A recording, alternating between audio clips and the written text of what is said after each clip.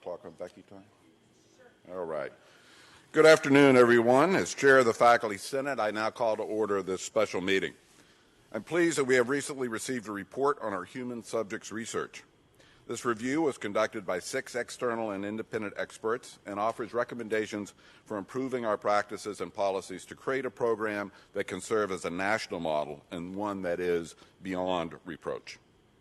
The university has tried to answer numerous questions that have been raised in the past about how individuals with diminished mental capacity are engaged in human subject research. To some, this has come across as defensive, but our intent has only to be factual in our responses. As the record shows, our institution has been found to be within the umbrella of our protocols and the law. But still, we have reports of a culture in which some believe the university can and should do a better job in our human subjects programs. So whatever the cause, these are not conditions in which the University of Minnesota should find itself. To begin progress towards a human subjects program that is exceptional, the Senate recommended and we implemented a review in 2013 that you will hear about today. I believe that a Senate-led external review process would be the only path that would lead to a searching review of our current policies and practices, particularly with respect to those who have diminished capacity. And I appreciate that we now have a set of recommendations that will be helpful. I welcome the chance to turn this page and to ensure that this university will be the one that is the North Star, the one to follow for all others in the field of human subject research.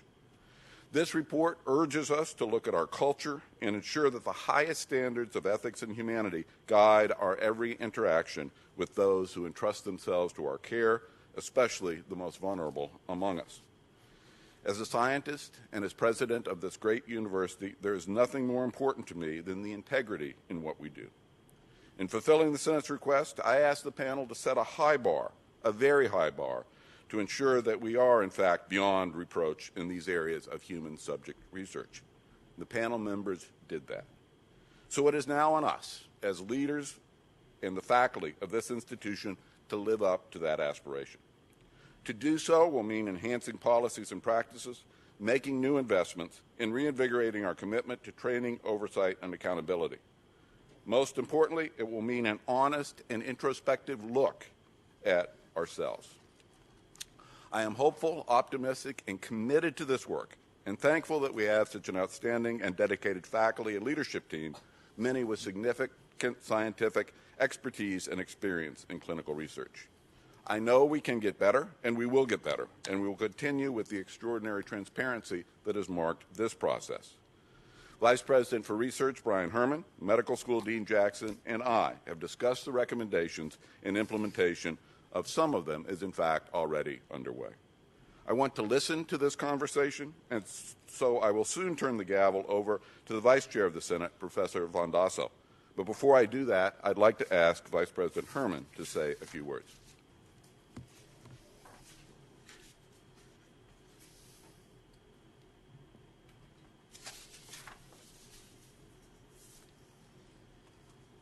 So good afternoon. You, the Faculty Senate, asked the university to establish a process that would lead to an independent review of our human subjects research protection program. We now have that report, and we need to own what the report has told us. We should always strive to do the best that we can possibly be and uphold and exceed the highest ethical standards in research practices across the university, but especially involving human subjects. As the President said, we aspire to be a national leader in this area, and our goal is to function at a level that is beyond reproach. The report measured us against that standard and gives us a roadmap between where we are and what we need to do to reach that level. As you know, the report provides a large series of recommendations for improving the protection of human subjects with diminished mental capacity that we engage in our human research programs. We intend to build on the strengths that we already have here in our human subject protection program, some of which were cited in this report. But there are obviously many more things we need to do, and my commitment to you is that the university will undertake the necessary steps to create a program that will be a national model. So what can you expect from us? As the President said, he will charge myself as the Vice President for Research and Brooks Jackson, the Dean of the Medical School, to develop a team to look at all of the recommendations that were provided by the independent review panel and report back to him with an action plan within 60 days. We're going to work closely with the Faculty Senate on this, and we're going to be transparent as we work through this process. And you'll hear more about the transparency and how we intend to share information about the progress and the process regarding these recommendations. I also want you to know that there are a lot of things that we're already doing that were cited as recommendations in this report. We've increased staff and resources already to ensure better compliance and oversight and monitoring of the clinical research trials that we do. We're recruiting new members and extending the expertise and making more relevant the expertise on our Institutional Review Board. And we, out of my office, have appointed a new Research Compliance Advisory Committee that will provide high-level consultation regarding strategic risk management research and be a source for all of us to think about many of the most challenging issues that we face when we engage humans in our human subject research activities. Measuring the difference between our current research program and our commitment to becoming beyond reproach was the charge given to the independent review panel. Now, we need to be accountable for taking those actions. Thank you. And I will now hand the gavel to Professor Vardasso.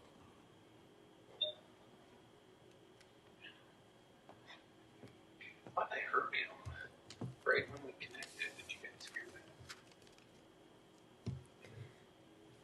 I first call upon Professor Ropers-Hillman to speak on behalf of the Faculty Consultative Committee. Thank you. On behalf of the current FCC, I wanted to thank everybody who took time out of their day to come to this special meeting. We all know how critical of a topic this is. It not only touches on one of our core missions as an institution, as a university, it also really relates to our relationships with the communities that we are meant to serve. So the FCC, the Faculty Senate, I believe I can speak on behalf of us that we will look forward to working with the administration on the recommendations that have been posed. At this point, I want to turn over the microphone to Professor Will Durfee, who was the FCC chair during a time when a lot of these discussions were held and when the resolution came from this body to advance this report. Thank you. My name is Will Durfee. I'm a professor in mechanical engineering, and I've been the faculty representative for the process of implementing the Faculty Senate resolution passed by this body in December of 2013, which stated that the administration and faculty should work together to initiate formation and support the work of the independent panel. I also want to recognize Professor Maria Gini, who chairs the Senate Research Committee, who assisted in the process. I'm not going to describe the process. That's well described in the report. But before introducing the panel to you, I want to make a few acknowledgments. If you read the report and looked in the appendices, you'll see that the panel's findings are based on a significant amount of information, including hundreds of documents and dozens of interviews. Without access to that information, the panel would not have been able to do its job. I want to thank Debbie Dykes, the Executive Director of the Human Research Protection Program, as well as the staff of that program, who spent significant amounts of time pulling documents requested by the panel and providing them to the panel on a timely basis. This was a huge amount of work. I want to thank the 53 people who took time out of their busy day to interview the panel last September during their site visit. One-on-one exchanges reveal information that can only partially come out in documents. I want to thank all those who provided unsolicited information to the panel through their email account. This information was also valuable for the panel to hear. And finally, I want to thank the 6 members of the panel for their work in fulfilling our resolution. The amount of work they did was extraordinary. Now I'll turn the proceedings over to the 2 panel members who are with us today, who are going to provide a brief overview and then answer your questions about the report. Because of the East Coast weather, they are not here in person, but are with us via a 2-way video feed from Columbia University in New York. First, Megan Singleton, who is Associate Director of Human Research Protections at the University of Pennsylvania, where she has oversight responsibility for Penn's 9 IRBs. Ms. Singleton received her law degree from Temple University and a master's in bioethics from Penn. Second, David Strauss, who is Associate Professor of Psychiatry and Vice Chair for Research Administration, Ethics, and Policy at the Columbia University Department of Psychiatry. He's also the Director of Psychiatric Research at the New York State Psychiatric Institute. Dr. Strauss received his medical degree from Cornell University and trained in psychiatry at the New York Presbyterian Hospital. Ms. Singleton, Dr. Strauss, thank you for being here, and the floor is yours. Thank you, Professor Durfee. It's really a pleasure to be here, and it really was a pleasure and an honor to get to engage with some of you in leadership and the 53 individuals who we met with. And we also want to convey our thanks to the many staff people who worked hard to provide us with the documentation that we requested, oftentimes with little notice and short timelines, in order to complete this work. We also apologize for not being able to be there in person, but I think the main point we want to make by way of introduction is to say that the request by the Faculty Senate for an inquiry of this sort, one that would be made public and obviously has been made public, is a really bold and unique expression of commitment, in our view, to excellence and transparency and the willingness to move forward and enhance human subjects protections at the University of Minnesota. So we wanted to recognize what we feel was an unusual move on the part of the Faculty Senate and express our appreciation for it. We really do hope that we have addressed your questions and concerns in our report, and we do hope that our recommendations will help you move forward as you desire. We're going to let the report speak for itself, but I thought that we would take a few minutes just to address some other issues and then briefly summarize some of the key components or key elements of our findings. Because of the importance of transparency and openness in this process, I wanted to just take a moment to talk about some concerns that have arisen recently about process. So to begin with, let me say from the very start, the university leadership who engaged us made it clear to us that they were going to be keeping a great distance from the review team and the review process, that their role was simply to facilitate our interactions with faculty and staff, subjects as need be, and documents required for the review. They played no role whatsoever in shaping the review or its content or the direction it took, and certainly no role whatsoever in the final report or its content. We wrote a preface or a prefatory statement at the end to clarify and address some concerns that were raised recently about a penultimate draft, and I think we addressed those in that statement. But just to be clear, there was a draft that was delivered to Brian Herman. It was incomplete. We are reluctant, or were reluctant, to make it public for reasons more having to do with vanity than with anything substantive.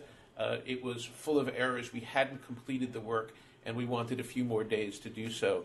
And then we did, without feedback from the university, complete our final report and submit that to the logistical coordinating group, which was AHARP. The other thing I will say is that we've sometimes been referred to as the AHARP reviewers. And there, too, we do not think of ourselves as affiliated. We are not affiliated with AHARP. They were the go-between group in this regard. They managed some of the logistics. They paid us, or will pay us, for the work that we've done, but we have had really no activity with AHARP or its leadership with regard to the substance, form, or content of this review. A comment or two about our approach to the charge. As has been mentioned here, we were asked to set a very high bar. And so it's worth saying that at no point in our review did we look at the work of the institution against specific regulatory standards. We didn't endeavor to do that. That wasn't part of our mission. And so we're not able, in many instances, to make any determinations about whether de minimis regulatory standards were met. Rather, we were looking at a university that had been subject to enormous scrutiny and enormous criticism, both from without and inside the university, and we felt strongly that the charge, which was to make recommendations that would enable the university to be above reproach or beyond reproach, was best met by us taking a very strict, sometimes protectionistic, and conservative approach as we evaluated performance.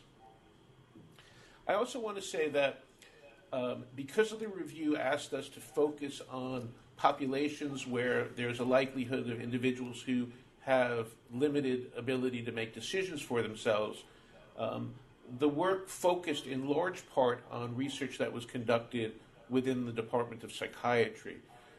That is why our findings throughout the report point to psychiatry. We didn't review work from other departments in any great detail. At the same time, while some specific findings do address problems within the Department of Psychiatry, sometimes the solutions or recommendations that were derived from those problems do require a broader institutional response. And so we moved at times between specific findings and broader recommendations for change. So there are major observations, and I'm not going to get into these in any detail. You've seen the report, but just to point out that we did find that there were what we felt were inadequacies in the structure and function of IRB review. So our concerns involve both the quality of review and, in large part, the structure, meaning the membership and makeup of IRB meetings and the review process. We identified what we felt were missed opportunities to create and introduce enhancements in the process of consent and the assessment of capacity to consent, largely within the Department of Psychiatry.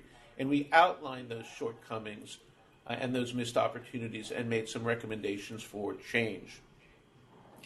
We felt that there was a real need to better integrate clinical research and clinical care in certain of the locations and domains, particularly at Fairview, where we were exposed to a number of concerns by staff.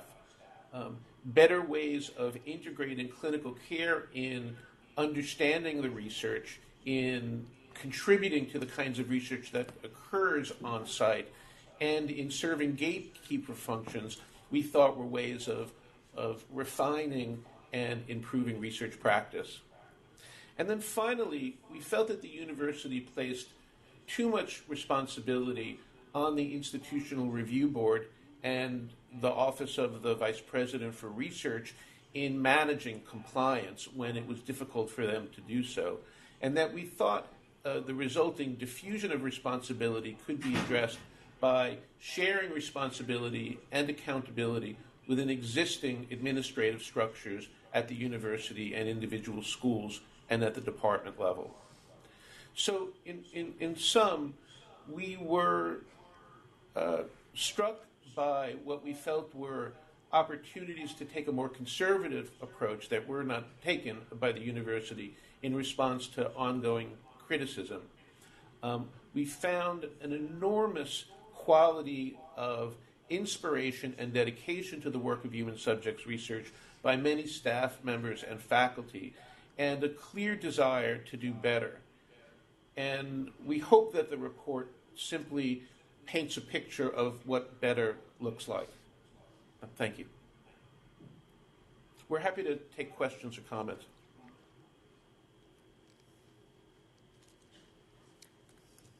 If both panelists are finished presenting, then I will open the floor to questions from senators as well as non-senators. I would like first to remind you all of the rules for discussion. First of all, speakers should identify themselves before asking questions or providing comments.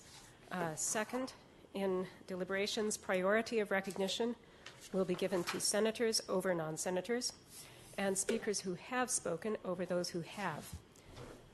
Also, any senator, upon recognition from the chair, that's me, may yield time in debate to a non-senator, and in the event that a senator has yielded time to a non-senator, that senator shall be considered to have spoken. This doesn't mean that you can't get up again, but you'll have to wait in the queue. Also, as always, speakers will be limited to 3 minutes each time they are recognized. Now, before we carry on... Point of order. Point of order, Madam Yes. Chair. The Constitution of the Faculty Senate allows for all faculty members to speak in Faculty Senate meetings, whether they're a senator or not. This is true. The bylaws provide an articulation for how to implement that principle. And according to the bylaws, non-senators may speak when senators yield them time. The bylaws can't contradict the Constitution. They don't. They provide a procedure for allowing non-senators to speak. Well, that's at odds. No, it isn't. No, if the Constitution says that faculty members can speak without requiring a senator to give up the senator's time, then that is a Constitution. The Constitution supervents the bylaws. The Constitution articulates general axioms, in this case, including the principle that non-senators may speak. The bylaws provide rules for implementing those axioms. And the rule is that non-senators may speak when they are yielded time by senators. That is the rule we're going to follow, which is the rule we always follow. I move that we suspend that rule and allow all faculty members, as according to the Constitution, be allowed to speak for the regular 3 minutes that others will be provided. Do we have a second? All right. Motion from the floor requires, confirm if this is correct, a 2/3 vote from senators. Pardon?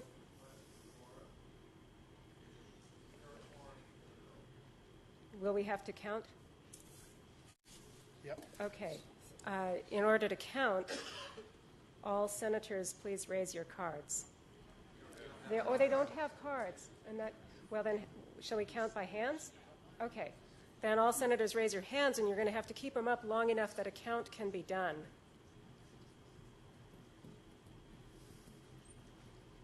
This includes alternates, right?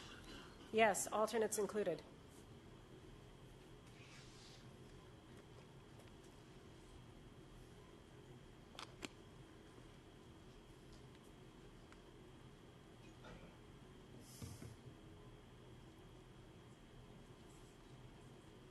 Yeah, okay. Oh, now I can't see them, no. Yeah, I was about to check with them.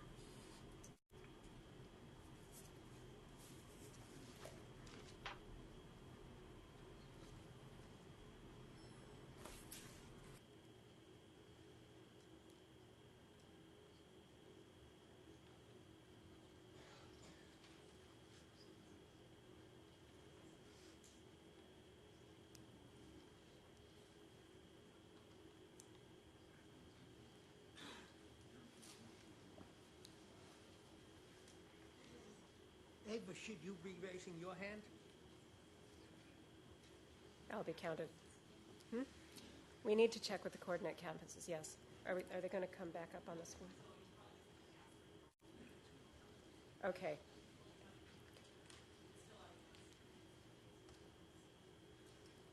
All right. I'm going to call on the coordinate campuses to ascertain who's present. Crookston, no one is there. Duluth. Duluth has 3 hands up. Morris, 3 people. 3 no. Sorry? 3 no.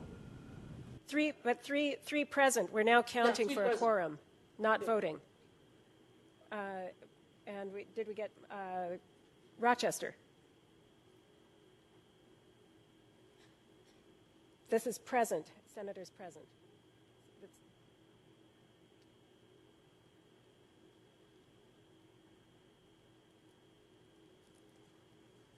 Is that 3? Okay. All right, so is the count concluded?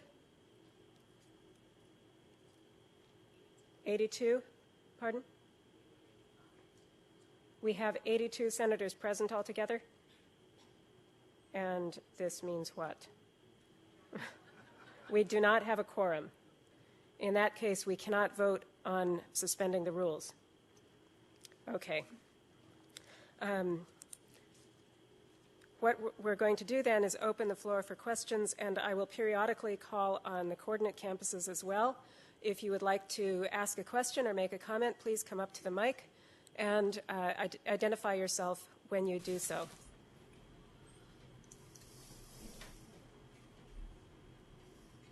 I'm Al Martin from the Math Department. I'm rising to cede my time to Mr. Mike Howard, who will speak on behalf of the Markinson family.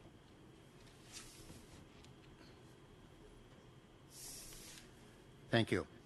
My name is Mike Howard, and I'm a very close friend of Mary Weiss, who was Dan Markinson's mother. We would like to take this opportunity to thank the Senate faculty first and foremost for becoming engaged with the unpleasant issues surrounding the death of Dan Markinson, and the committee members for their dedication and commitment to making their report an unbiased and functional assessment of concerns surrounding human subjects and research at the university. Hopefully, this report can serve as a conduit between the numerous offices within the university charged with protecting human subjects and research, and be used as a tool for holding those offices, along with the Department of Psychiatry and a few of its rogue research investigators, accountable. They say the only people with whom you should try and get even are the ones that have helped you. Unfortunately, until this Senate acted, that saying never applied to the University of Minnesota. The administration and general counsel preferred to conduct a class in Damage Control 101 with an emphasis on deny, deny, deny. No one at the university really seemed interested in knowing what went wrong, and if something did, how do we fix it? They chose to take the honorable way out and hide behind immunity. What Dan Markinson was unable to do for himself as a human research subject died with him and rests with his ashes. Hopefully, what the Faculty Senate and Investigative Committee has now done for others remains and becomes immortal if, in fact, the university is serious about admitting and correcting the mistakes from the past, as it is apparent they still plague the present, or this Faculty Senate is doomed to be back here in the future, having to once again deal with the same issues simply because the university deemed to ignore them. The anthropologist Margaret Mead, I think, sums up really well what this committee and the Senate faculty and a number of other supporters have done, and she quotes, "Never doubt that a small group of thoughtful, committed citizens can change the world. Indeed, it is the only thing that ever has." Thank you. Thank you. I go to the next microphone. Terry Caraway, College of Liberal Arts. Your review appears to suggest that researchers in psychiatry are violating state law, specifically Dan's law. This law prohibits psychiatrists from recruiting patients under involuntary commitment orders into drug studies, and also prohibits researchers from recruiting their own patients. Is that an accurate reading of your report? No, it's not. As I mentioned in my opening remarks, we didn't examine specific practices against either local law or against the de minimis regulatory standards. We did raise concerns in order to address the broader context of recruitment into psychiatric studies, given the evident complexity of recruitment when people are acutely ill and oftentimes unable to protect their own interests through the process of consent.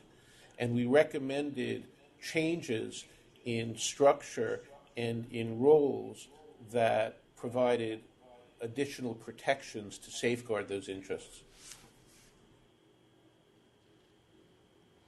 Thank you. I'll turn again to this microphone. Yes, Christopher Izett, CLA. Question for the panel. Did the university at any point put up roadblocks to the panel's inquiry? And specifically, were there attempts to prevent the panel from interviewing former research subjects? No, there were never, as my colleague Dr. Strauss mentioned, there was nothing other than the cooperation on the part of the institution to answer the inquiries of the panel. The interviewees were selected by the panel itself without input from the institution or from AHARP. It was a list of individuals that we self-identified after obtaining documentation about the institution's Human Research Protection Program. And in certain circumstances, if we weren't sure what specific person filled a role, we did ask for that person's name. But that was the only role that the institution played in helping to identify interviewees. We should say that we did make a general... Turn again to this microphone. Oh, sorry, do you have another comment? I just wanted to address that, is that we did make a general call for input and feedback from the university community and the broader community, including patients and research subjects, and that we provided a confidential means of accessing us and communicating with us. We also worked with the university sort of later on in our process to reach out to research subjects and have them complete a brief survey about their experiences with research at the university. So we made some affirmative efforts and had the cooperation from the university to address your question. Thank you. This microphone again. Okay, Karen Sutausig, CLA. I want to thank the external reviewers and Will Durfee and all others who helped facilitate this review. My question is for President Kaler. The purpose of this independent review was to dissipate the cloud of suspicion and mistrust hanging over the U.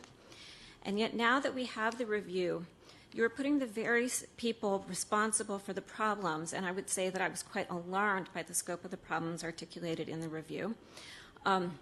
You're putting the very same people responsible for the problems we have in charge of cleaning them up, namely Brian Herman, Brooks Jackson, and Debbie Dykhouse.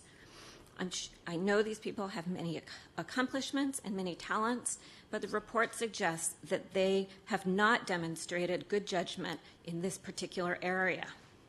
So for years, you and they have repeatedly assured us that our system for the protection of human subjects was unimpeachable, and it turns out that that is wrong. Why do you have confidence that this group will fix the problems identified in the report, and why should we? In other words, what can you do to assure us that the response to the report will merit community trust and respect? President Kaler, would you like to respond? There is not. Okay. So thank you for that question, which is an excellent one. What we will do is move forward with open transparency and collaboration with the Faculty Senate. I fully expect that as I charge a task force chaired by Vice President Herman and Dean Jackson, that they will communicate openly. I fully expect that we will use, as we have done in this case, external review teams and external experts to ensure that we, in fact, execute on the recommendations that will make this program above reproach. There will be nothing hidden. There will be nothing behind closed doors. And we are absolutely committed, and I am committed personally, to making this human subject research program the best in the country. I think that's a responsible way to proceed. Both Vice President Jackson and Vice President Herman and Ms. Dykhouse have been here about a few years. I think we're fully capable of moving this program to where we all very much want it to be. Thank you. Let me pause and turn to the coordinate campuses to see whether we have comments or questions from there. Nobody in Crookston. Duluth Any comments or questions? No. Morris. Comments or questions? None at this moment. Rochester. None? Okay. Thank you. Let me turn back to this microphone. Thank you, David Pello, CLA. I want to also offer my thanks to the members of the review panel for their critical and important work. I want to ask a follow-up question, maybe putting a finer point on the question around legal issues. After the release of your report, President Kaler stated, quote, "I am particularly gratified but not surprised that the panel found no legal or compliance violations, affirming numerous previous reviews and accreditations of our program," end quote. So I have three questions for the reviewers about this statement. First, was your committee charged with the task of finding legal or compliance violations and given the powers necessary to draw such conclusions? Second, would you agree that this is the main take-home point of your report? And third, are you confident that state or federal authorities would agree that the review found no violations? Can you answer that? Want to answer that? You can do it together. Okay. Go ahead. You want to? So I think we'll address the first question first, which is really the most important. No, we were not charged with the authority, or did the panel see it as one of our areas of responsibility in measuring any specific incidents, protocols, practices, procedures, etc., against any laws, both local and federal, related to human research protections. Given the fact that this was not part of our scope, neither were we given the authority or the responsibility to make any assessments within that regard. But I think importantly for us is we didn't view that as within our scope. And we feel that it is not within our purview. We are certainly not FDA auditors or representatives of the federal government in any way to make any specific assessments as to whether any of our observations would rise to a level of noncompliance with state or local laws. So we certainly hope that our recommendations will offer insight into areas for improvement, but it was not our charge nor our intent to make any specific assessments of noncompliance with local or federal regulations. Any further response from the panel? Yeah.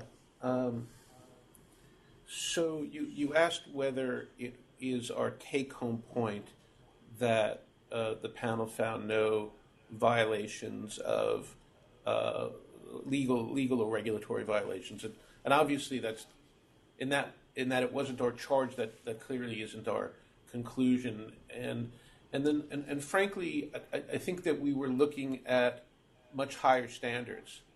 And, people in this business of human subjects protections are often heard, the old saw is the regulations are only the floor. And that any institutions that aims that low is likely not going to be doing a terribly good job. And so I think that that isn't our take-home point. And it really wasn't the focus of our concern. We were really looking at a much more complete standard. I'll just say one other thing about it. We were asked to focus on issues related to the inclusion of individuals with impaired consent capacity in research. And it's, I suppose, shocking, given that much of the current regulatory and ethical framework of human subjects research grew out of stories or a history of abuse of those populations. But there is, in fact, very little in the way of federal guidance on point, and very little, almost nothing, in the way of regulatory standards. So in large part, the field and institutions in particular are left to manage that on their own. So with regard to the focus of the review, there really is very little in the way of regulation or law that's on point. Thank you. I turn now to this microphone. Messing from the School of Mathematics. So, I don't think I will ask questions yet, but I wanted to comment that, first of all, Kayla must be close to a world record speed reader if he was able to, on February 27th, early in the afternoon, issue the letter. And I wonder if you really read all 92 pages with real attention. In particular, there's the question of the footnote on page 11, where Jackson, Vice President Jackson, appeared on public radio and said the committee was charged with investigating the situation with Dan Markinson. According to what the footnote says lower on, that was absolutely not what they were charged with. So I think there are some disconnects, and the report rightfully points them out. I was advised earlier this morning decorum. But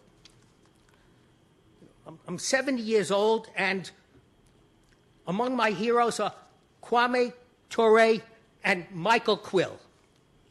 So I would like to say that it seems to me that many of the things that have gone on in the medical school psychiatry department over the past 10 years are reminiscent of previous scandals that we've had at this university. Nigerian in the medical school, Clem Haskins, Mark Dienhart, McKinley Boston in the athletic department. All these people were forced to resign. Now, I'm not saying it rises to the level, but it's slowly, in psychiatry, approaching something analogous to the Tuskegee syphilis experiment. Thank you. I turn back to this microphone. Jigna Desai, CLA. Thank you again, committee, for your work on this report. The report found that the IRB does not have the expertise necessary to give protocols a serious review. You give examples of this not just in psychiatry, but in other disciplines as well, such as oncology. This appears to be a violation of federal guidelines, and maybe you've addressed a little bit of this. But in other words, there is, it's not just subjects around psychological or neurological impairments who are in danger, it's all subjects who volunteer. It seems much broader. What sort of danger does this present to our research subjects? How does this compare to other IRB processes at other similar institutions that you're familiar with? And what do you recommend that we do at this university to address this problem and improve our processes? Thank you.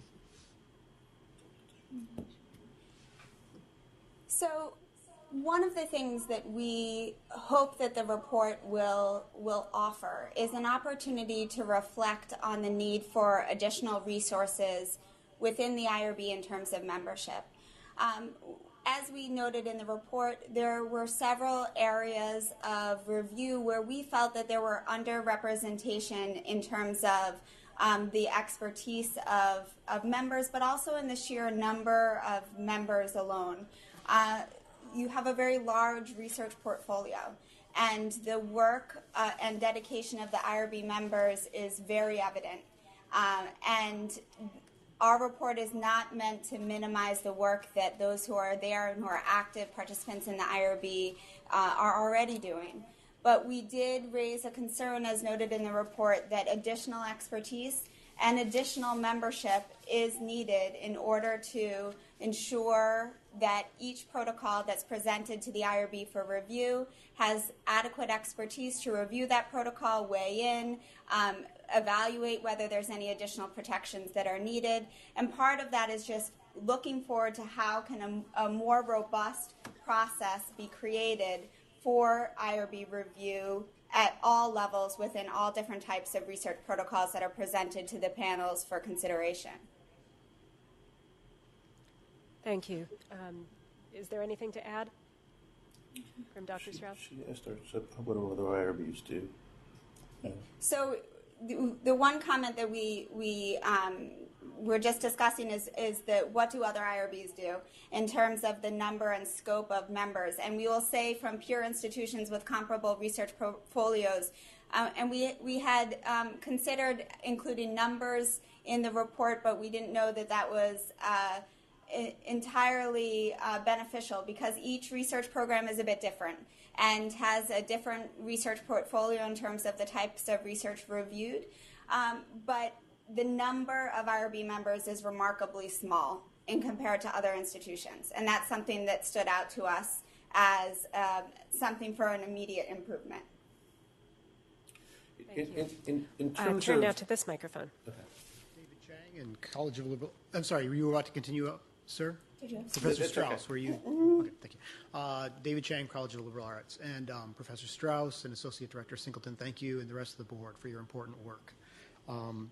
As we're reviewing current practice and looking forward, we need to make sure that there's no other problems, no other cases that we don't know about. Given your review, are you confident there have been no other cases like that of Dan Markinson or Robert H., or suicides, serious injuries, or what the report calls pressure to consent by subjects? If you are confident, what gives you that confidence? And if you're not confident, why weren't you able to make sure there were not other cases? And what would it take to get answers to these questions? Thank you. So those are good questions. They're not questions that we asked.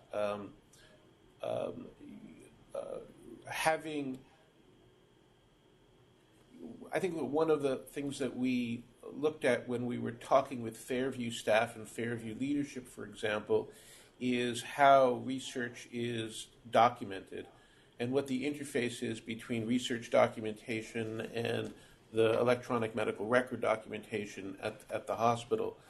And one of the things that we recommended and one of the things that we think about, and as I mentioned earlier, is that efforts to better integrate research practices and clinical practices, including clinical documentation, would make events of the kind that you're describing impossible. In other words, the idea that someone would suffer an untoward consequence by participating in a research study and that wouldn't be widely known, it would just not be possible in those circumstances.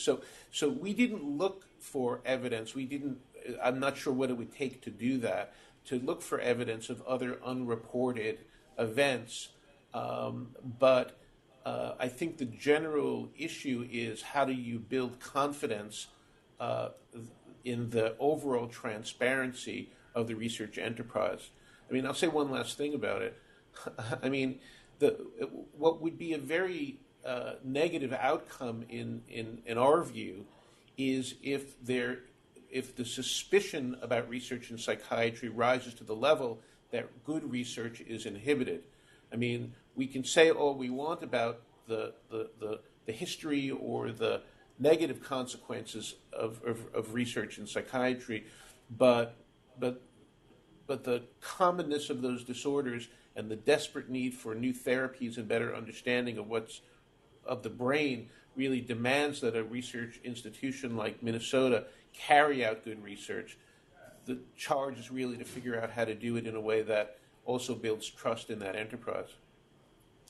And I think one other thing that just thinking about how incidents of this nature usually are identified, one of the best ways to do so is through monitoring efforts. And a concern that was raised to us as we discussed in the report during our time there was questions as to whether the monitoring that was in place was sufficient. And we actually found that the monitoring reports that we reviewed were very thorough. And they provided an opportunity for investigators to address concerns raised. There was a good communication channel back to the IRB to address any concerns that were expressed. And so we were pleased to see that the monitoring efforts that were undertaken seemed to demonstrate a commitment to reviewing and identifying any potential areas of concern. we certainly think that there's always room for improvement in those areas, and we discussed some recommendations in that regard. But one of the main areas where there was a potential for improvement was in transparency about the findings of that monitoring effort. So concerns related to ongoing incidents could be addressed in real time as they emerge. Thank you. This microphone, please. Thank you very much. Bill Beeman, College of Liberal Arts. One of the concerns that I had in reading this report is the overall climate in the Department of Psychiatry that you detected. It's not only that there were ethical breaches, but also there was an overall climate in the department that was one of intimidation, so that people weren't reporting ethical breaches at all. And your recommendation is for there to be additional ethics training. Well, at the University of Minnesota, one cannot be a PI without undergoing ethics training. We already have it. So the question is, when there are ethical breaches, what kind of disciplinary action is going to be taken, and what can happen with this department when such things are detected? Do we need external oversight of in such a situation, or do we need some kind of formal disciplinary action to make sure that this doesn't happen? I can comment on that. I mean, I agree with you, and I think the report sort of underscores that the IRB itself and the IRB reports up to the Vice President for Research actually have very limited authority. They can disapprove research. They can prevent someone from being a PI. But in terms of other mandates, they have limited authority, which is why the report tried to emphasize the idea of engaging the normal administrative reporting structures in the oversight process. So the IRB could engage the department head in managing the activities within the department, or engage the dean of the medical school when there are problems that are at the department chair level. So I think that there are many other alternatives, and I would agree with you. I mean, I think that the kind of IRB training that's mandated, ethics training that's mandated, is probably inadequate in most instances. So I think that more needs to be done.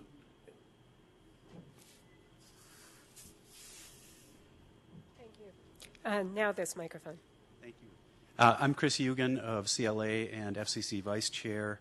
Today I just speak as a social scientist and a member of the Minnesota Department of Corrections, IRB, and a researcher with vulnerable populations. I was disappointed and concerned about much of the material in the review, and I really applaud the committee and this body for helping to bring that to light. I'd also simply like to say, in my 20 years at the university, though, the IRB process has improved tremendously in the social sciences. And I can say in my little corner of the world, they are asking the right questions. They are doing consultation beforehand. They are bringing in researchers, often with their graduate students or undergraduate researchers in many cases. They are understanding and appreciating the science, and they are consulting with me before I go into the field. And these are real substantive issues rather than kind of nitpicky checking off box issues, which I was frustrated with in the 1990s. So I only say that there's much that works in our human subject protection programs, at least in regard to social science. I see a real spirit of cooperation and mutual concern for research participants. Thank you. Thank you. There was no question there, but so okay. This microphone again. Hi, Karen Ho, College of Liberal Arts.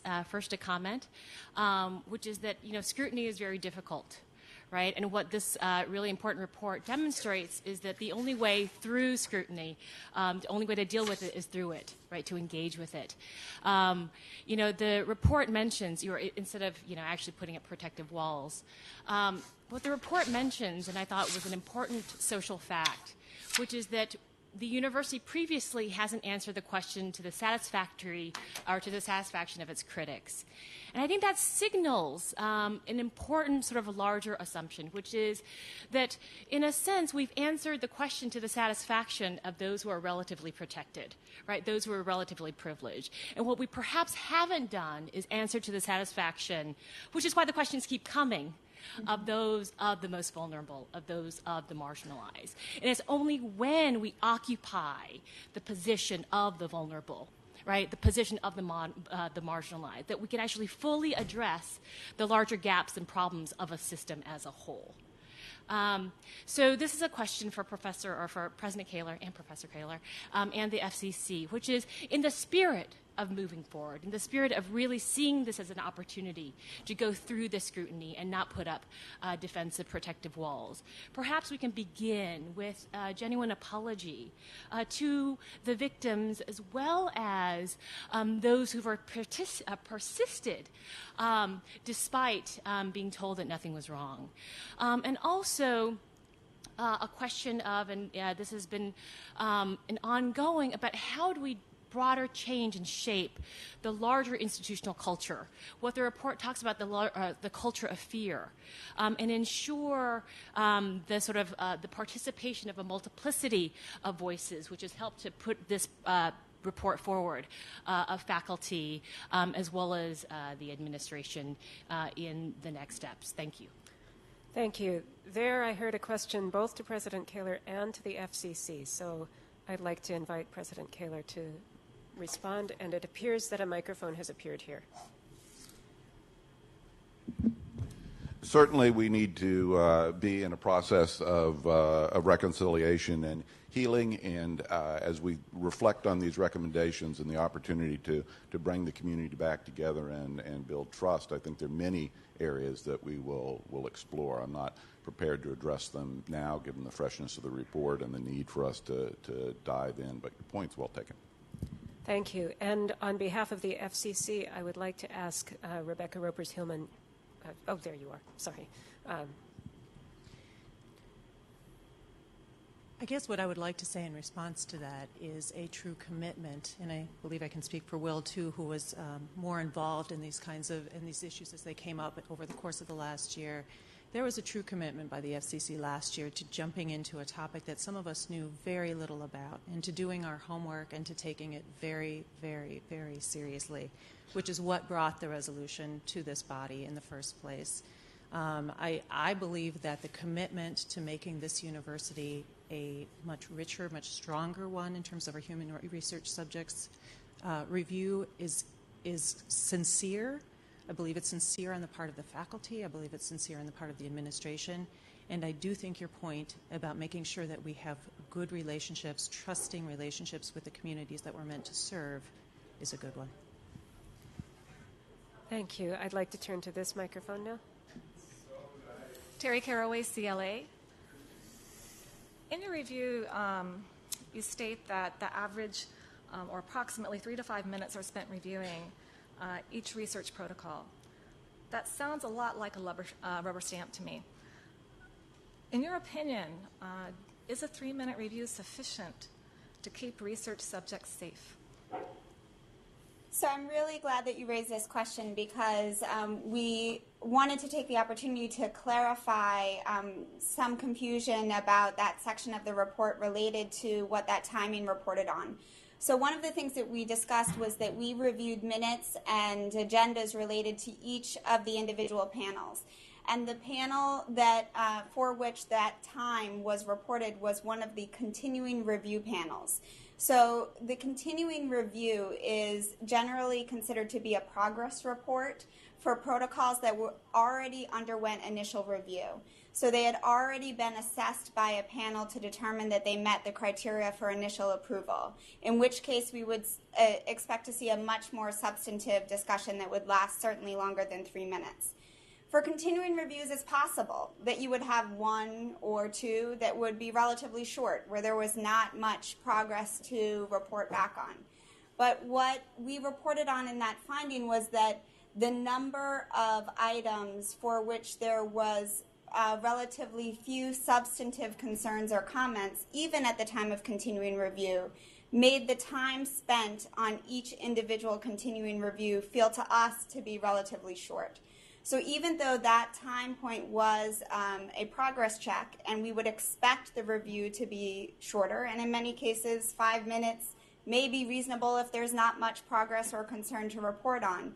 With the number of protocols reviewed, we would expect to see that for some protocols brought forth at continuing review, there might be reports to discuss in terms of deviations or adverse events or other issues that had come up over the course of the protocol conduct in the past year that might require further discussion, which we would expect to see extend beyond the 3 to 5 minute time period. Thank you. No problem. Okay. So compared to other institutions, would you say they average about 3 to 5 minutes? Are we within norms, outside the norm? It's hard to say for a continuing review. I think that there are certain circumstances where, at both of our institutions, a continuing review might be a very short discussion, largely because the study may have been progressing fine, and there may be relatively little to discuss. But what we were concerned about was twofold. One is the number of action items for a relatively small number of reviewers in total represented a lot of work for a very few people to look at in a short time. And the other item was that we weren't able to tell, based on the documentation provided to us, of evidence of substantive discussion during those reviews, however short or long they may have been. And that was our primary area of concern, was the lack of documentation in that regard. Right. So to just, I think, to sum up, I think that what we meant to convey, or did convey, is that I think it's reasonable to be concerned about the quality of review in those instances. Exactly. Okay, thank you. I'm reminded that we must give priority to those who have not spoken, so I'm going to stick with this microphone for the time, but first I am going to call on the coordinate campuses to see whether they've got comments to or questions at this time. Duluth. No questions at this time. Morris. None at this time. Rochester. This microphone, please. Faculty representative of College of Education and Human Development. I'd like to cede my time to Nikki Giri. Thank you. This report is the first document I have seen in which there was a mention of the culture with the Department of Psychiatry. I have personal experiences with the climate of fear and intimidation. I'm a member of the Alumni Association, a current PhD candidate, a member of the University of Minnesota Institutional Review Board for 15 years, the Social and Behavioral Committee. I'm a psychiatric clinical nurse specialist and have worked at the University of Minnesota Medical Center for over 22 years. I work on the West Bank in the Behavioral Health Department. We care for people who are in the midst of a mental health or addiction crisis. And for a person to be admitted to the hospital, one must be a danger to self, danger to others, or unable to meet basic needs. Our inpatient units are locked. Patients cannot come and go as they wish. The patient stays on the unit until they are allowed off the unit. People in our locked inpatient units are very vulnerable. When things are going poorly for them, their only advocate may be the nurse or a clinical staff member. My efforts of advocating for patients in psychiatry research studies have been met with anger and resistance from the psychiatry investigators. Basic research questions seen as challenges and responded to with disgust. This climate of fear and intimidation destroys efforts for patient advocacy. There are more people like me out there. After I spoke publicly, many staff members told me they have serious concerns for patient safety and patient rights, past and present, such as coercion of vulnerable patients to be in research studies, not removing a patient from a study when they are doing poorly, bullying of those that ask questions, the focus on research at all costs. The staff members remain afraid to speak out. They have seen how I have been treated and are afraid of the same treatment, being dismissed, scapegoated, and marginalized. This has been a very effective strategy for maintaining the status quo. maintaining the cover-up, maintaining the culture of intimidation and fear. Please fix these problems. Our vulnerable patients are counting on you. Thank you. Thank you. I would like to call on the individual who has not yet spoken to come forward to this microphone, and likewise on that microphone. Hi, I'm Greg Versalati from the medical school, and I want to thank the panel for really helping me do my job. I've been here 36 years taking care of patients. I've been involved in bone marrow transplant from the very beginning in adults, and have seen the fruits of clinical research and how people who would be dead today are living full lives. What I want to thank the panel about, especially, is for the recommendations. It's darn complicated these days. The science is so great. The genome world is opening up targets for us to attack cancer like we've never known before. And I think what the panel has told us is that we do need broader representation on the IRB to look at safety. My own personal research is involved in sickle cell disease, a disease that is ignored so often in underserved populations in a very basic way. I also served as the Data Safety and Monitoring Chair for the Cancer Center, and can assure you that we take this very seriously in the medical school. All I have heard all day from this Senate is that we don't care about the IRB. We don't care about patient safety. I know, that's an exaggeration. The truth is we really do care. I can't look in a person's eyes. I can't look at a mother. I can't look at a father or sister and say, you're in this clinical trial and you could die. Well, yeah, you could die without knowing that we have done everything possible to assure the safety. I just felt very strongly after being here for 36 years that we have a great opportunity here in this school and in this university to bring the fruits of our engineering, of our biochemistry, of our medical sciences to help the health of not only this country but the world. And let's not condemn all who are doing clinical research. Thank you. Now to this microphone. Jerry Cohen, College of Agriculture, Food, and Natural Resource Sciences. I can always forget that. So I teach research ethics, and I read your report, and two things. One, I'll give you an A for the report. It was in the field of research ethics, a well-done and scholarly approach to a difficult problem. And the second is I cried.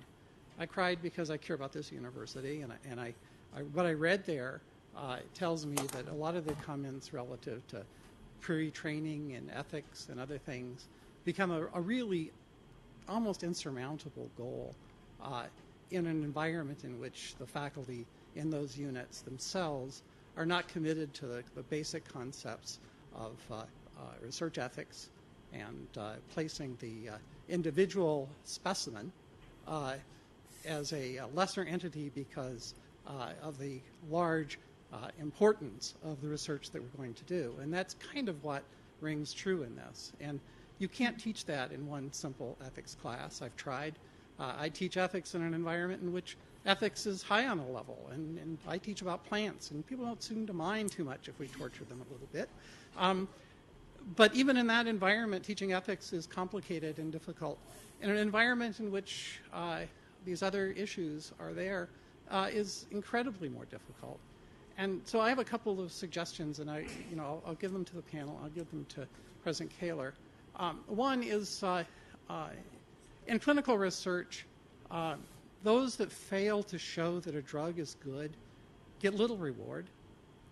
They don't. They're not approved in terms of you've now saved us from Ebola, you've now cured HIV, you've now done something with the drug companies that allows society to move forward, and one of the scourges is now something that we can relegate to the past.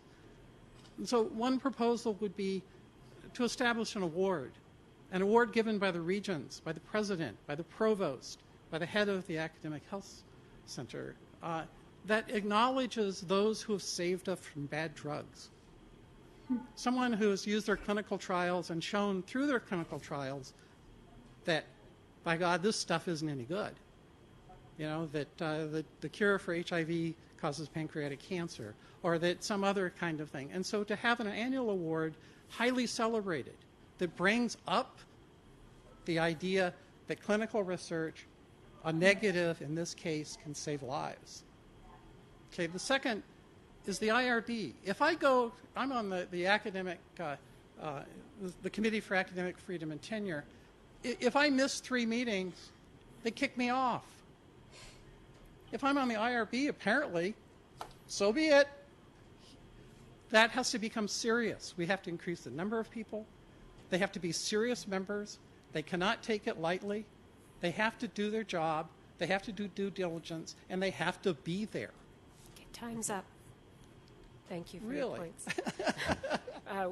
Within that, I did not hear an actual question, but I'd like to invite the panel to, if they've got a comment or a response.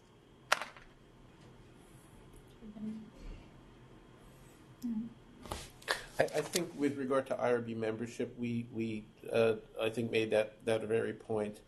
And I think that finding ways to engage faculty in IRB service is a challenge at all universities, and I think that that will be a priority. I'm confident that's a relatively easy fix in the scheme of things. In terms of the first recommendation, I'll leave that to the state regents to decide. Thank you. Again, giving priority to those who have not spoken, I'm going to stay on this microphone. I'm Patrick McNamara, College of Liberal Arts, and I apologize for not identifying myself on the previous motion.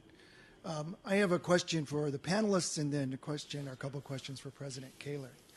For the panelists, I would like you to step away from your report on the University of Minnesota and contemplate and share with us if you think an IRB process, especially one dealing with human subjects, should be beyond reproach, should somehow protect itself from observation or criticism, or insulate itself in such a way that a review like you've conducted would never be necessary again, or in reality we're dealing with humans who apply these kind of rules and guidelines. For President Kaler, my question is that in anticipation of this report, you were quoted several times saying that to Minnesota Public Radio, for example, that you have a great deal of confidence in what we're doing. To the Minnesota Daily, you said, and this is from December 2013, I think they will find that our review processes are robust and that we do, in fact, protect patients in clinical trials. So my questions are, do you stand by those statements now in light of this report? Did you know about the serious concerns that were mentioned in the report beforehand? What surprised you about this report? And in general, one of the concerns that we have about the defensive posture of the university is encapsulated in trying to massage or spin a message about it. Thank you. There were questions both for the panel and for President Kaler. So let me turn first to you since you're... Okay. Thank you for that question. Indeed, I will not say I was disappointed, but in fact, the level of standards and where we are compared to beyond reproach is a bigger distance than I believed before this report came. That's just a true statement. But the good news is we have a clear path forward, and by executing on these recommendations, I believe we can, in fact, move to a situation in which we are above reproach, and importantly, that we create a community where there is not fear and where we address the issues that have been identified and move forward in a positive way. So, indeed, initially, when I read this report, as I suspect many of you did, it is worrisome that we have such a distance to go to reach the very highest standards. On the other hand, I have a great deal of respect for the work that the IRB has done. The report identifies people of goodwill who work hard with the best interests of the university and research and patients at heart. So indeed, there's a mixture there, but clearly we have a long way to go to be above reproach. Thank you. I'd like now to turn to the panel. I don't think any institutional structure or oversight body can be, or should be immune to criticism or perfect. On the other hand, I do think that, as the President said, that there's room to move in that regard. It's important to think about the many stakeholders in this process.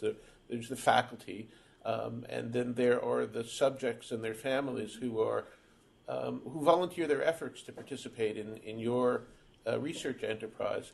And I think that opening up the process or engaging the community and patient subject populations more, I think, is one way of not being isolated from reasonable standards. And I think a more robust IRB review process, in other words, one with broader input from engaged and concerned faculty, is one where I think inevitably you will find that there are higher bars being set. I agree with my colleague. I think, the IRB serve an incredibly important role, and at their mission and their core of their mission is to protect human subjects. And part of that comes with a responsibility to be able to identify that there can be weaknesses in that process and opportunities for improvement. And I think, as we mentioned several times in the report, there are incredibly dedicated and committed people. And our goal is to point to some directions and opportunity to create a process through which you can enhance those human subjects protections. And part of that is being always open to a transparent and open evaluation of areas for improvement. And this was really an important first step in that regard. So I don't think that the IRB should ever aspire to being shielded from or able to withstand any evaluation. I think it should be open to continued evaluation to grow and improve its process to ensure that human subjects are protected. Thank you. Now to this microphone. Joe Constant from Computer Science and Engineering. I want to add my appreciation to the depth of the report that the panel provided. At the time that the Senate asked for this, I don't think we had any idea what we were going to receive. I'm still not sure whether we should be happy with what we received, but it has a lot of clarity. But I do want to ask a very high-level question about something I didn't see in the report.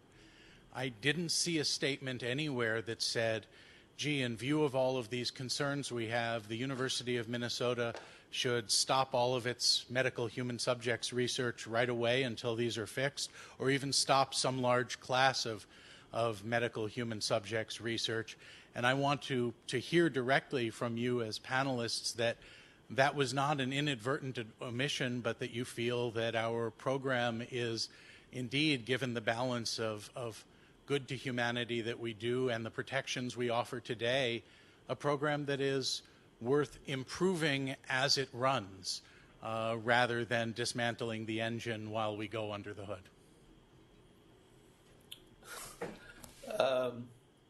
That's a great question. I'm not sure that I can speak for all six of us, but I could tell you personally, it never occurred to me that would be among our recommendations.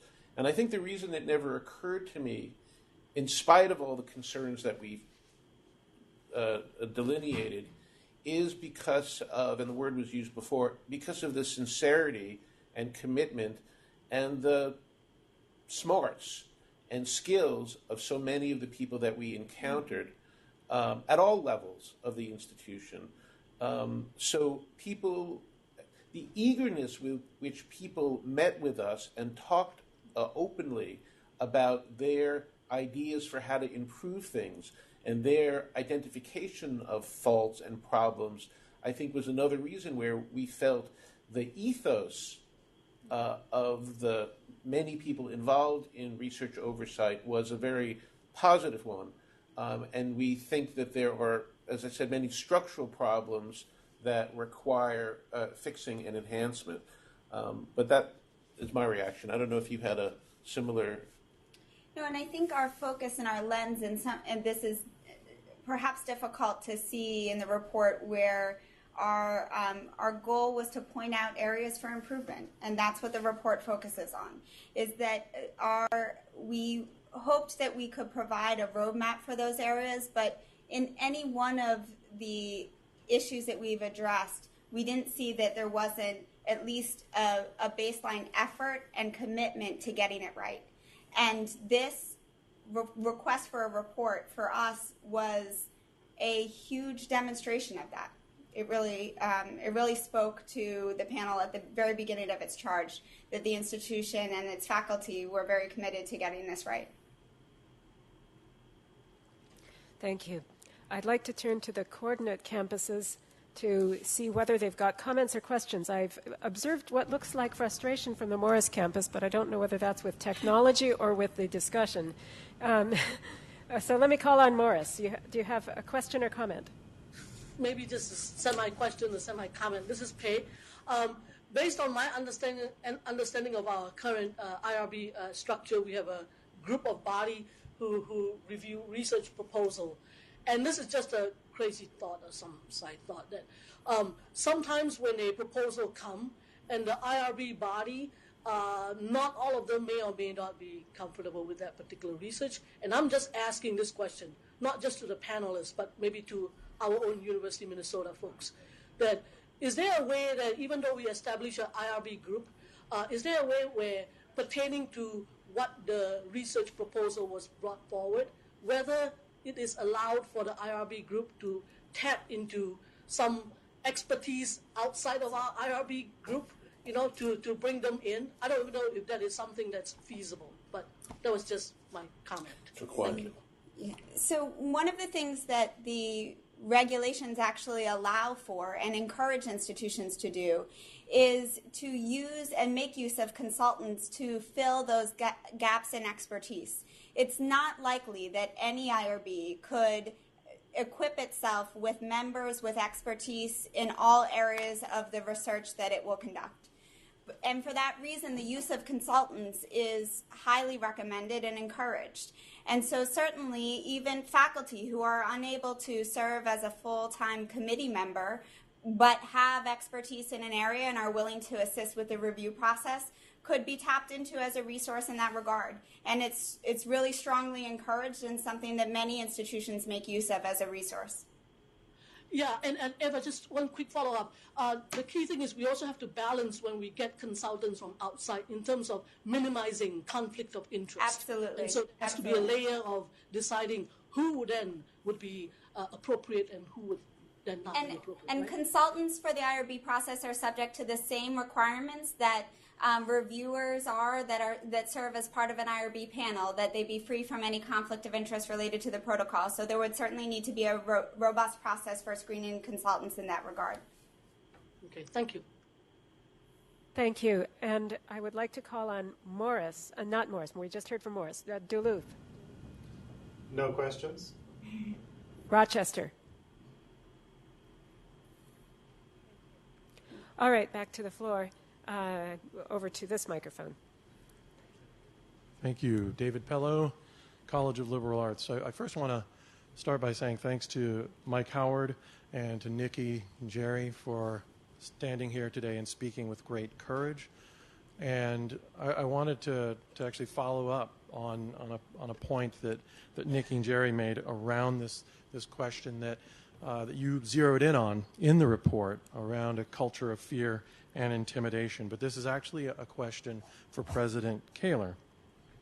Members of the university administration, I think it's fair to say, have made multiple attempts to intimidate Professor Carl Elliott, who's a world-renowned scholar and ethicist, to tarnish his reputation and to deter him from calling attention to the various problems described at length in this report. For example, he has received a formal reprimand from the Dean of Medicine. The former general counsel made not-so-veiled suggestions to a committee of the Faculty Senate that it considered disciplining faculty who criticize other faculty, and a representative of the administration made an effort to have a presentation by Professor Elliott at Hamline University canceled. So, President Kaler, I'm wondering what steps are you going to take to ensure that Professor Elliott and any other whistleblowers are not subjected to intimidation or otherwise have their professional reputations and academic freedom undermined by various members of the university community? So I'm not aware of all of the instances to which you refer, but there is an ongoing disciplinary matter around some material that Professor Elliott uses, and I think it's probably, given where that process is, unwise of me to comment further on that specific. I will tell you that I personally am committed to an environment in which a whistleblower does not suffer retribution. There is, however, a balance between truth-telling and other conveyance that I think needs to be bright. There certainly is a First Amendment right involved. There certainly is the academic freedom that we all treasure, but with that freedom comes academic responsibility. And so I think we look at that conversation within the bounds of that box. But if somebody blows a whistle, and we have a variety of ways at the university in which those whistles can be blown, they should not suffer retribution for the fact of calling out what they believe to be misbehavior. Thank you. Thank you. This microphone again. Thank you. So I have some comments and then a question. So I want to say something about dedicated clinical researchers. There are many at this university who do fine work and are committed to the highest standards of research. I don't think any of us have any doubt about that. But I also think that the claim that we save lives is the last refuge of physicians. It's not helpful. It is also the case that this report shows us that there is a big gap between, as what President Kaler says, where we are and where we want to be. It is a fact that it was a vast majority of faculty from the College of Liberal Arts who pushed hard over and over again with great resistance to have this report go forward, to have this investigation go forward.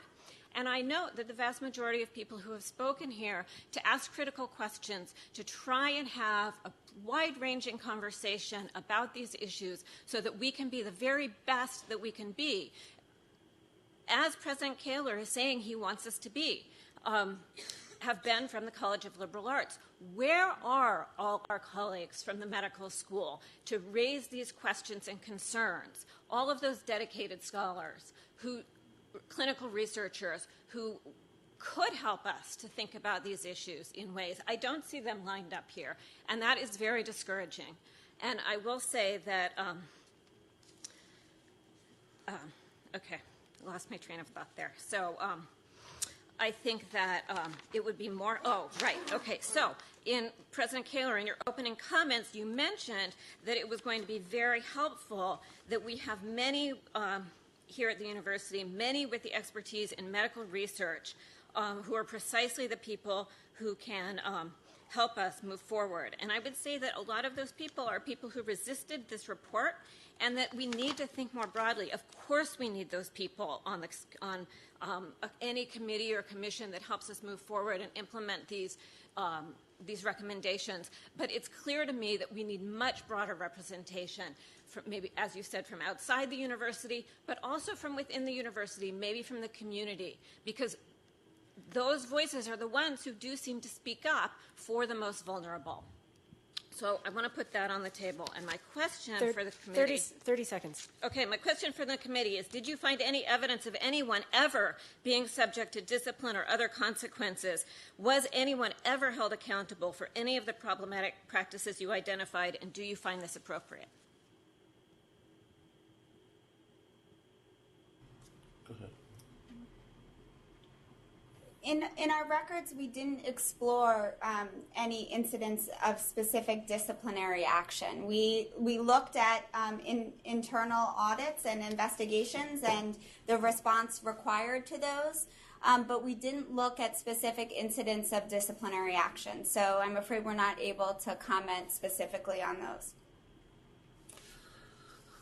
Right. Look, I think that we were also, and we mentioned in the report that it was a little bit that we didn't have time to expand the review further to examine or validate certain information that was provided to us during the interview process. We weren't equipped, or even nearly so, to investigate certain of the comments that we made.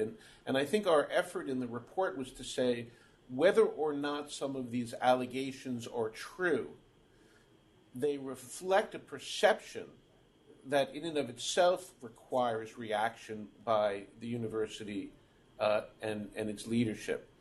So when we talked about allegations or culture of fear or intimidation, we made the point that that's data in and of itself that requires an active response.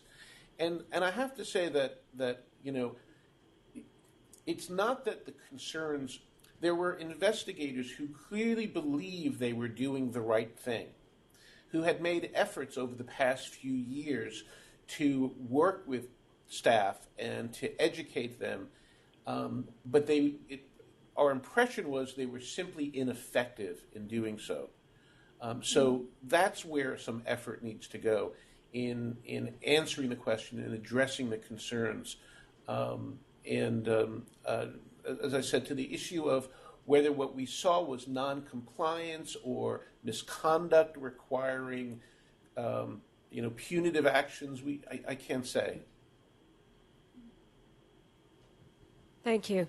On this side, I see three people who have not yet spoken, including a colleague from medicine broadly speaking. Professor Jean Wyman, please come forward.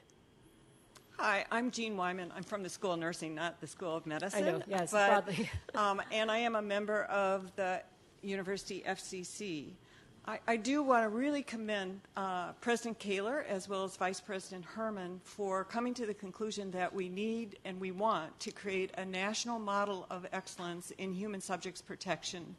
And I look forward to consulting with them on that and trying to have it be the most transparent process that we have. However, I'd like us to go a little bit further, and I'm struck by the comment in the report that we missed a great opportunity for public apology. In light of the previous comments about reconciliation, I still think this is a really important part of what the university needs to do because of our defensive stance.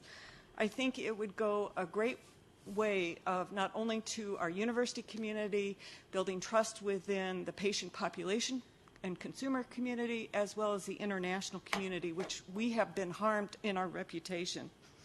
So we do know there's a history that public apology, many, many years later, even by Congress, goes a long way to healing.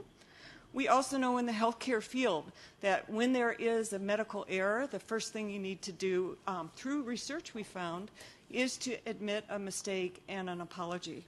So therefore, I'd like to recommend that we give serious consideration for some type of public apology to the patients and families who may have been hurt over the years, some we don't even know about.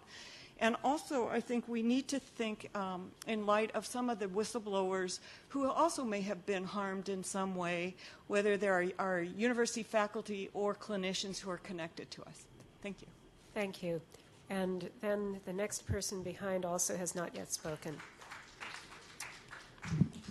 Dana Davis, Department of Microbiology. I'm in the medical school. I'm not a clinical researcher.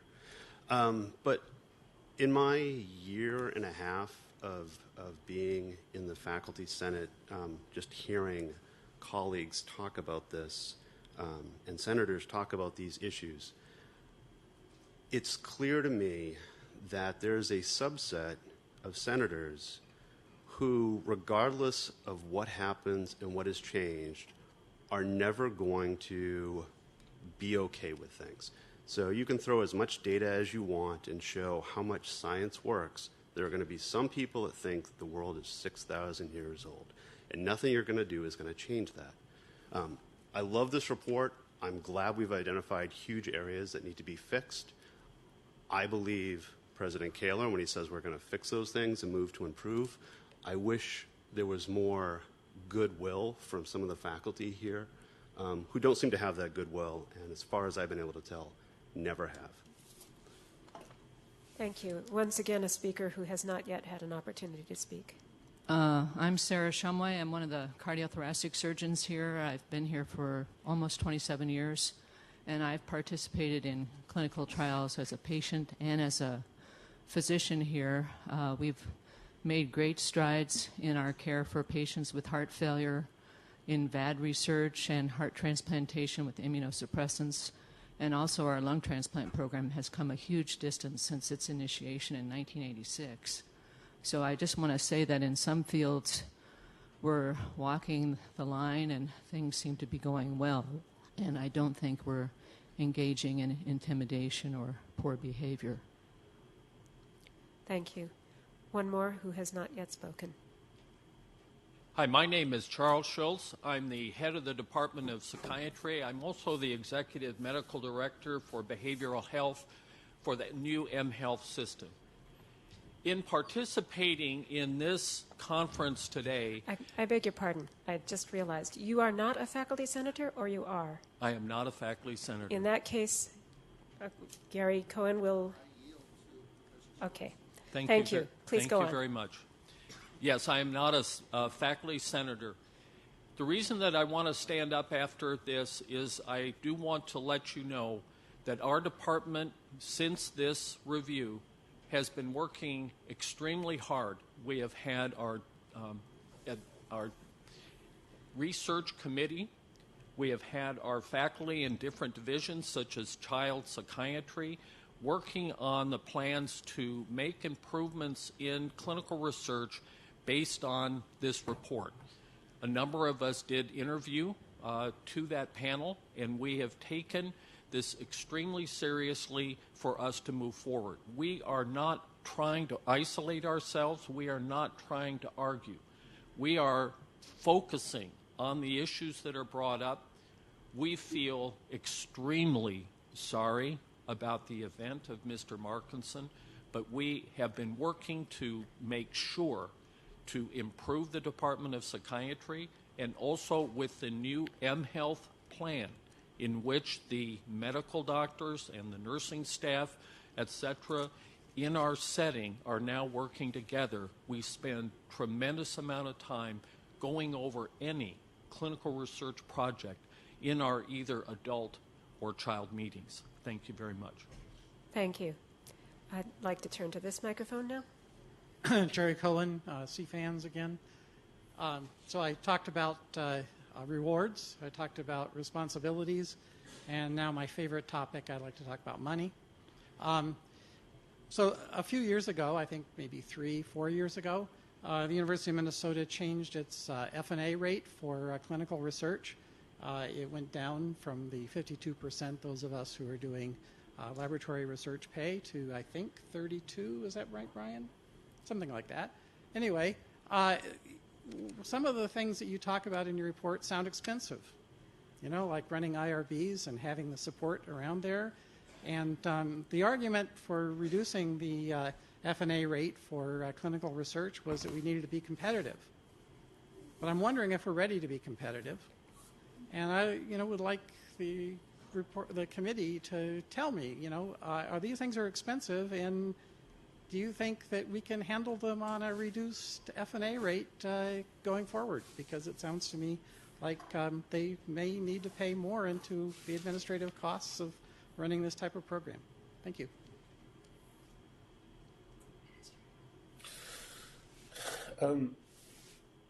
So I would really leave it to university administration to decide whether they can afford or whether they can afford not to make changes in the IRB based on revenue and the current indirect cost rate. Listen, we're in a world today where we are overwhelmed and bombarded by regulatory demands, and they just seem to increase. The pay lines from the National Institutes of Health just diminish, and so there's an uncomfortable balance there. IRB functions are expensive. They're not as costly as the consequences of an inadequate ethics review structure. And I think one of the things that we attempted to do, we all struggle with the same issue, particularly with IRB resources and the costs associated, and largely in attracting high quality IRB members when there is often very little reward. And we try to offer some alternative strategies that could be pursued that are not only tied to financial incentives, so reduced teaching time, credit for other academic responsibilities, things that can help to promote an environment where IRB service is really considered to be a landmark in terms of contributions to the institution. And it's difficult, and it's a challenge that the university is not facing alone. We're all struggling with similar issues and trying to address them in very resource-constrained environments. But there are ways to support IRB service without financial incentives, and so we hope that those are also pursued. Thank you.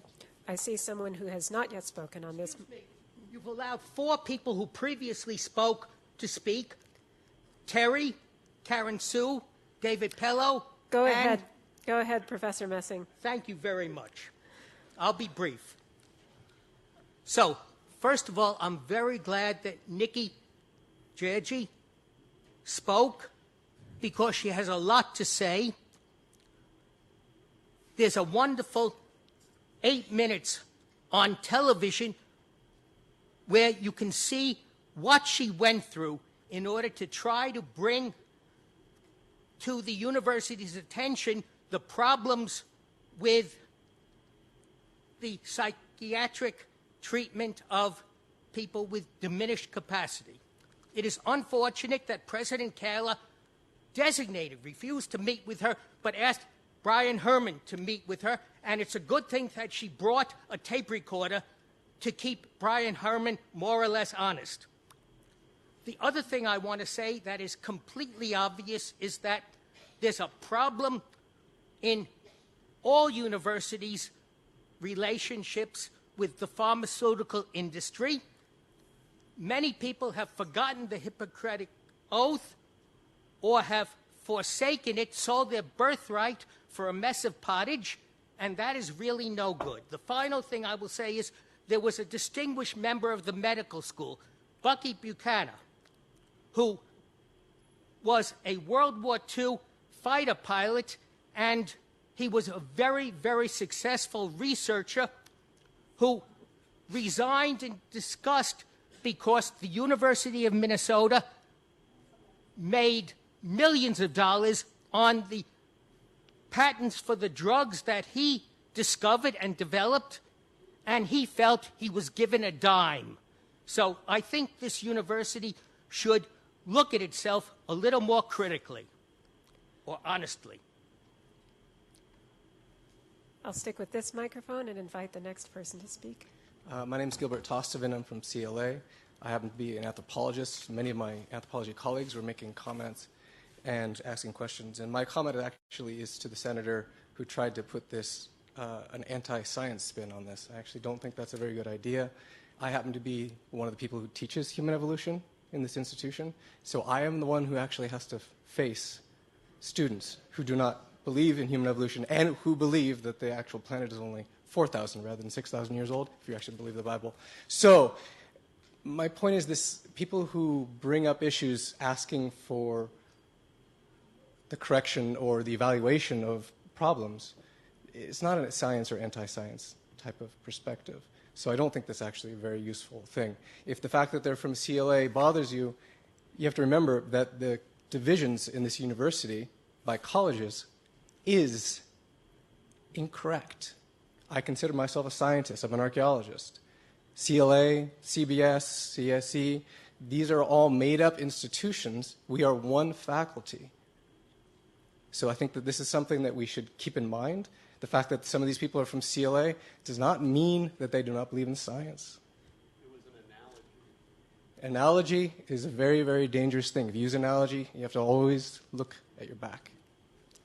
Thank you. Once again to this microphone. Patrick McNamara, CLA.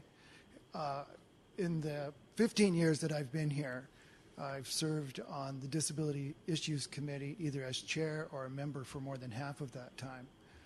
It seems to me that we are at risk of violating our own policies regarding guests of the University of Minnesota, including Fairview Hospitals, whose rights are violated as people with diminished capacity to offer consent, and that we should call on the expertise we have on campus regarding the rights of people with disability in these situations, as well as creating an accessible environment.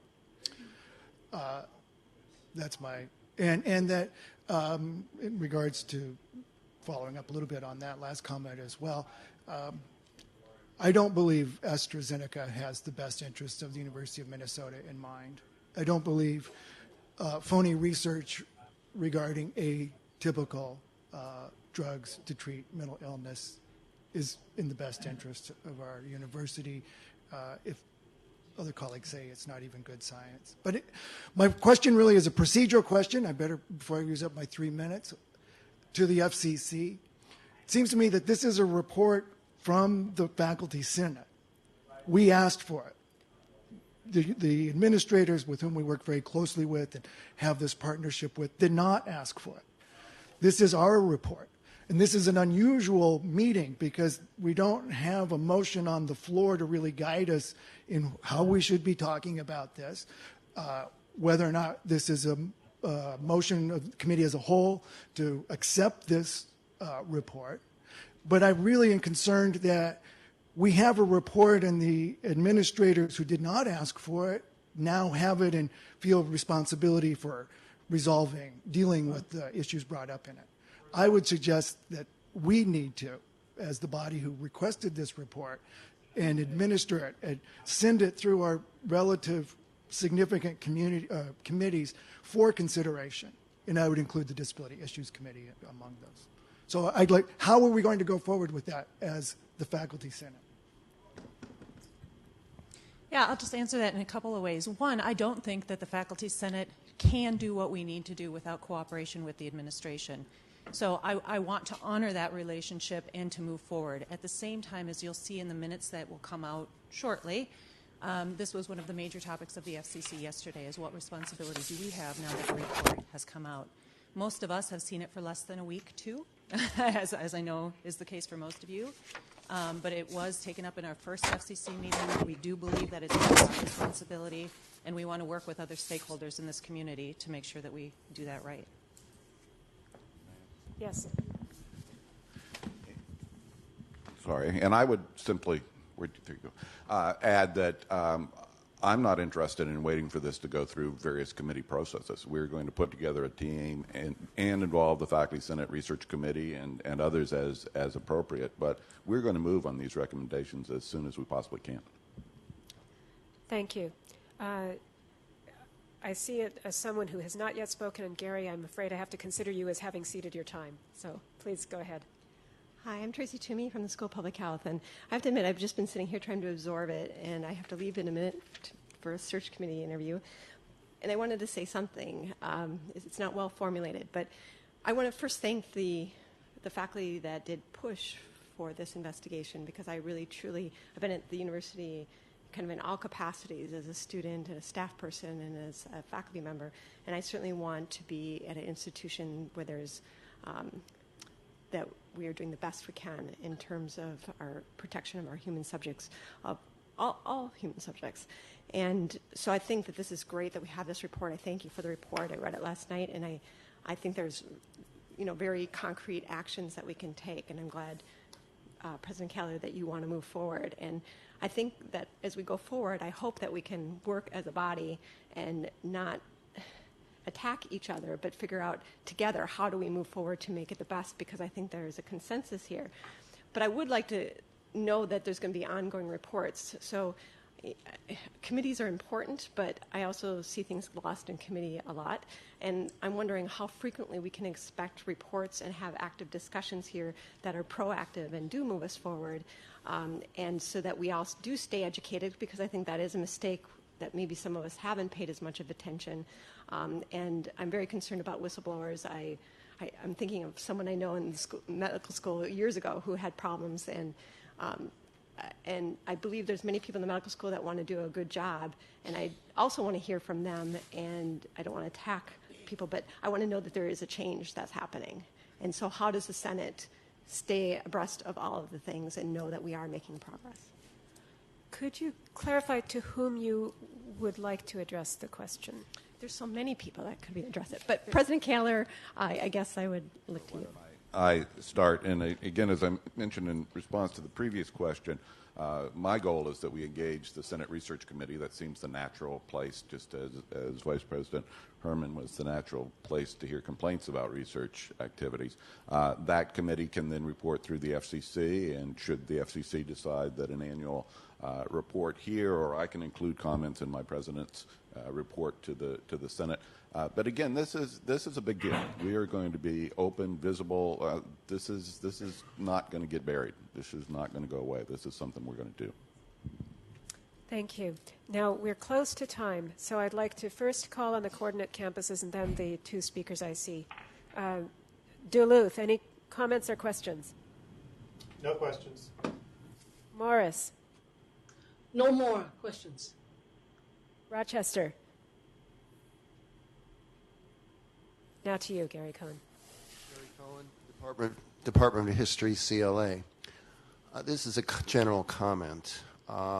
I've been very proud of the Faculty Senate, both when we had the debate about requesting the external inquiry and this discussion this afternoon. This is what shared governance should be about: an open collegial discussion of common concerns, of problems where they exist, and positive, constructive questions and suggestions about how to move forward. What doesn't help is turning on each other or presuming less than goodwill on the part of each other. And I'm sorry that my colleague in microbiology has left the room now, because I would have to take exception to his assumption about the motivations of some of the questions and comments that we heard in the last discussion and the one today. I think we all, on any given day, try to meet the highest scholarly and professional standards. We don't always succeed. And we depend on our colleagues, we depend on our supervisors to help us out, to correct us where we need correction, to remind us of the standards. There are moments when the system fails, when individuals fail, and it's a sign of the strength of an institution and its ability to learn to admit that and to find ways to go forward. There are many pressures on us right now to remedy the problems that were identified in the external review, and for which I certainly am grateful. The legislative auditor will be filing a report within a couple of weeks. I have no idea how thorough that report will be compared to the one we have, but there'll be another report. This has been publicized widely in local newspapers, in Science Magazine, online. Our university regents will have received it, and I'm sure they are deeply concerned. The legislature is concerned. The governor is concerned. There's a lot of pressure on us to make major improvements. But ultimately, I think it's up to us and the faculty and the professional administrative staff and administration to use the best traditions of university governance to make sure the changes happen. But we've got to trust the process in the meantime as we go forward. Thank you. Last over here. Thank you, Professor Cohn, for those comments. I have one last question for the external investigators, which is, based on your findings, what do you think are the unanswered questions that still need answering? And what do you think would be the appropriate entities to investigate or answer those questions?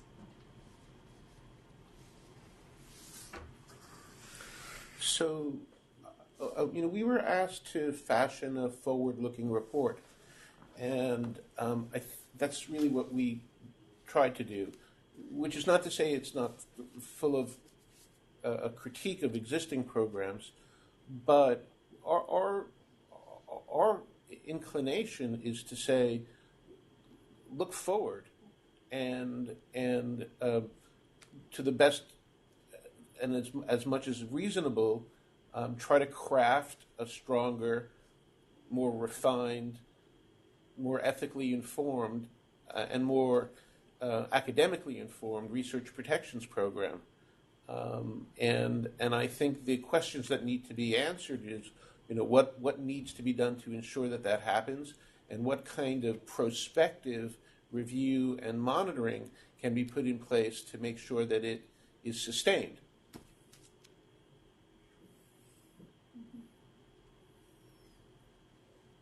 Wow.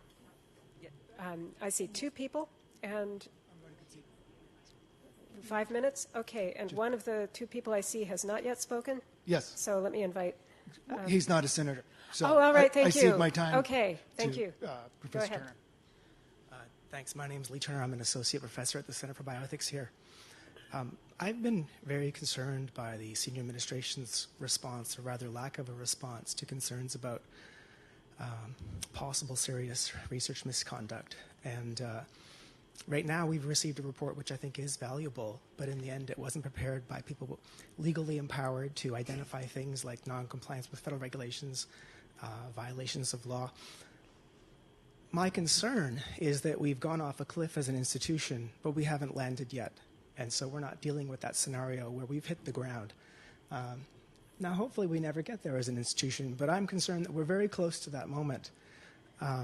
President Kaler, you've had concerns about possible psychiatric research misconduct this institution brought to your attention for years. I've seen very little in the way of a response. In fact, you wouldn't even meet with me. We're acting as though this report is news, but in fact, there's been several years where concerns have been brought forward in very detailed, concrete ways, including specific patients, research subjects, which of course this report didn't address. So my question is, perhaps things stop here, but let's say that there is an investigation. Legislative Auditor has a report coming. There are federal investigators, the FDA, Office for Human Research Protections. If this institution, if it turns out that there have been violations of federal regulations by the IRB, if there have been researchers in the Department of Psychiatry who are discovered to have violated federal law, if, and let's hope this doesn't happen, there are criminal charges brought against anyone here. President Kaler, do you and Vice President Herman and Brooks Jackson, will you honor the integrity of your position by resigning your appointment? I certainly would not do that, no. The history to me is that as I arrived at the university, I viewed the Markinson case. I reviewed that with a variety of individuals in the university. And I had a letter from the chair of the Board of Regents saying this issue was closed, we'll work forward together. In subsequent years, it became increasingly clear that there were issues around current activities. In the fall of 2013, there was substantial publicity around this, and it became clear that a resolution would move through the Faculty Senate. I was supportive of that. I was particularly supportive of the faculty careful debate about whether or not to include an investigation of the Markinson situation in the request of the special committee. The Senate voted not to, which I agree was the right choice. We now have moved forward 15 months. We have a terrific roadmap. As I said, there is a worrisome gap between where we are, where I thought we would be, in all honesty, and the very high bar that this panel sets. So I'm prepared to lead the institution forward. Brooks Jackson and Vice President Herman have been here less time than I have. They have tremendous expertise in clinical trials, and I believe we're fully capable of managing this going forward. If there are retrospective criminal charges or violations of human subjects, we will manage those as well. Should you be the one to manage them, though? If you have not responded in a meaningful way for years, And there are something as grave as criminal charges, for example. If there's a warning letter that comes along after years of having faculty members with a lot of experience in this area plead with you, should you really be in a position to carry on and lead the institution? Or is it time for different leadership that isn't accountable for really those years of failing to investigate and address those problems? I mean, things like criminal charges, for example, things like a federal investigation that identifies problem. Again, if it happens, these are extremely serious matters for an institution. It's not at all clear that someone like you should be in the position to carry on and lead the institution from that point. You would have had your opportunity. Well, I feel sorry that you've delved into a personal attack. I'll simply point out that the regents I'm talking decide about whether or leadership not. and accountability. I have to intervene here. We are very close to time, and so we have just a few seconds before adjournment. This has been a very